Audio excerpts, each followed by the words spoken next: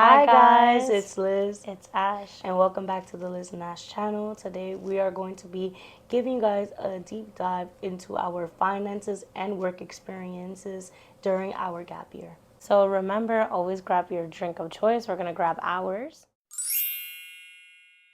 I have a Café Bustelo iced coffee. And I have a lemon water with ice. So cheers.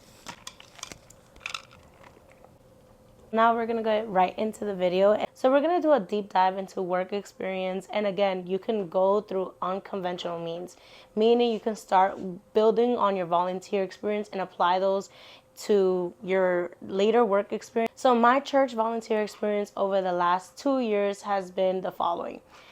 I did 2 coat drives at my church. I organized a youth vigil, mission trip. I was a greeter at a big conference. I was a dance team leader, did social media for my camp ministry, and I was a camp counselor. So I did a different skills of volunteering, both on the local level with other churches and at a regional level, which is a bigger collection of churches. Honestly, if you're a person that goes to church and wants to be more involved in your community, you can actually use your experience there as an asset in your professional work, is to have initiative. That was one of the biggest things to learn in the workplace. Spoke about like in the dance team, having ideas, bringing songs.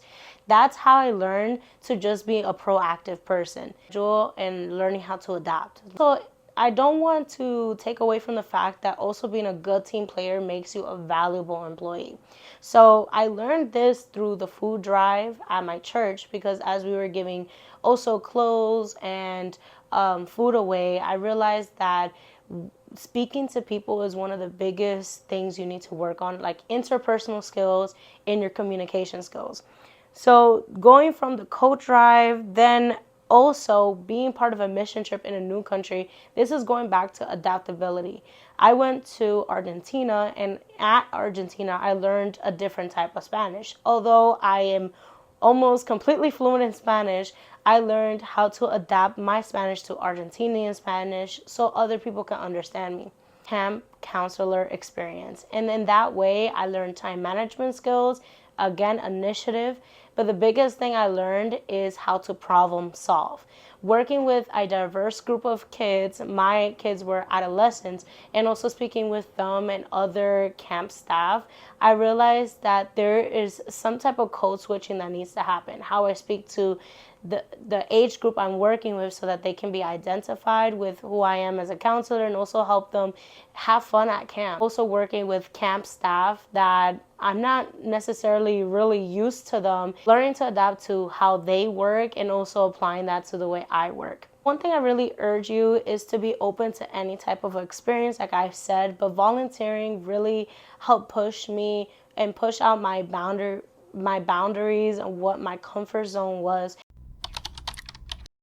So now moving on to regular work experience, managerial position, helped me realize what it means to work for a team and how to present myself as, if you will, not just the boss, but someone that can actually lead events. And it really takes a level of extrovertedness to work with different people, especially the way I will speak to like clients. I realized that just going for it, speaking to people, being open to speak with people.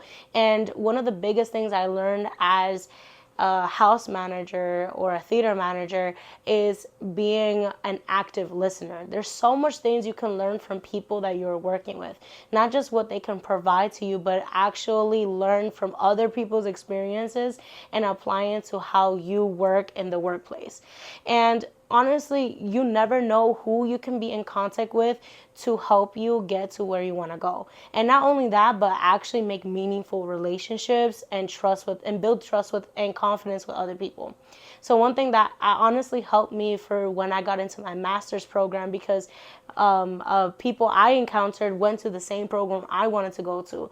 They helped me with recommendations and everything, but it was because I was willing to hear their story, hear their educational path, hear their career path, and how it actually was going to help me in the end to go into the path that I'm choosing right now. Maybe taking a job may not be your end all be all job, and that's okay.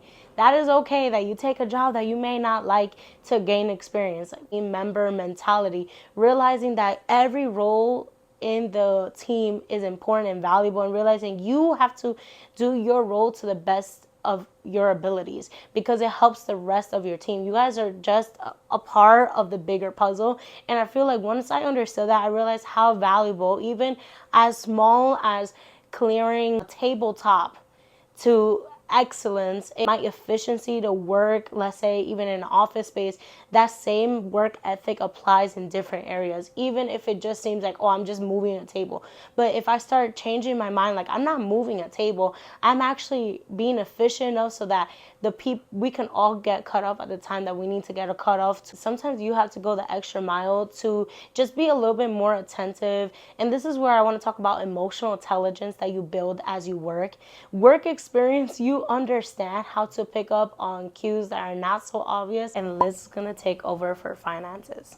Hi guys, it's Liz. I'm going to be your financial bestie, aka I'm going to give you guys my experience on how I financially plan during my gap year. A little bit of a disclaimer. I am not a professional, so let's get started. I'm going to be honest with you guys. This is how my notes look like. It looks messed up, but I promise you there is a logic behind what we're going to be talking about. I always separate everything into two categories, all your essential purchases, right? And then on the right side, having all non-essential. The categories go as follow. There's your tithe, there is your rent, there is your subscriptions, your debts, travels, your savings, your groceries, and your gas. I know it sounds like a lot of categories and it can be very daunting to start off with, but I'm going to explain to you why I do these categories and how I notice how far my money actually went. Just a little bit of background. I give a tithe because I am Christian, tithe out of thankfulness, and I also tithe to give into my community. The way that I separate my finances has always been paycheck to paycheck so that it goes towards the month. Like I will put into my rent twice a month. Let's just say per paycheck, I earn $1,000.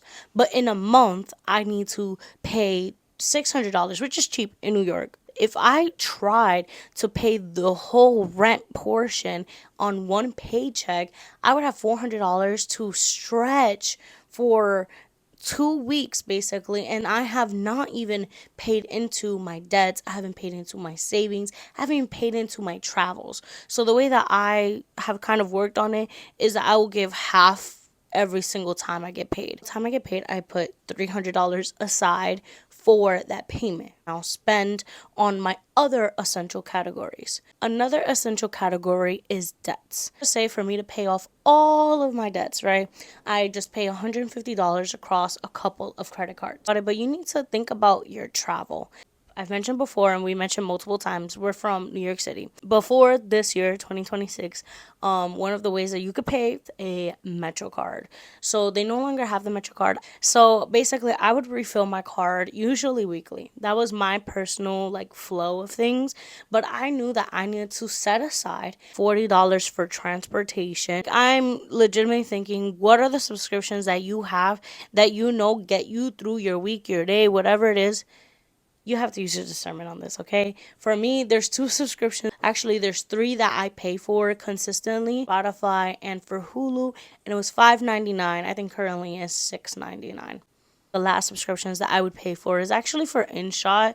So like that's one of the ones that my sister and I used to edit. It costs about $2.99 a month, $15 to $17 allocated just to pay for those essential subscriptions. Other 2 things that you need to really put your money into is gas and groceries. So for gas, even though I go on public transportation the majority of the week, on the weekends I spend time with my family or with my friends, and I know if we're going out, especially if we're using a car, I need to give gas money because the car doesn't run with water, like my mom likes to say. My grocery amount was about $50 that I would put in, but just take into account I do live with my family, so I'm not the only one paying for food. Allocate about $200 the non-essential portion. So originally it was on the right side, but we're gonna move it over to the left because we're gonna detail some of that cash that is flowing on the non-essential money, right? So for non-essential money, at this point we have about 220. Hi guys, it's Editing Liz. Basically, the leftover is $123. I was wrong. Coffee runs and shopping. Okay, limit myself to getting coffee to 1 to 2 times a week. Two is really pushing it. I would say 1 time a week. My personal favorite time to get coffee is Sundays after church, especially when it's summertime.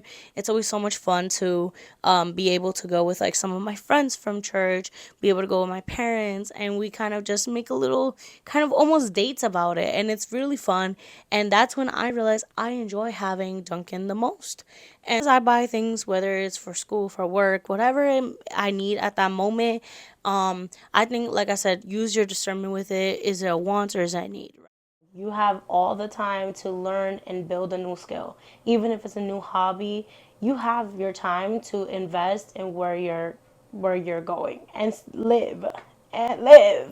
It's okay for you to also have fun and build towards a skill. Yeah, now we could get to the other video. Okay, perfect. Thank you so much for watching today's video. We hope that you were able to learn a little bit of how we navigated the gap year and how we actually built towards our skills.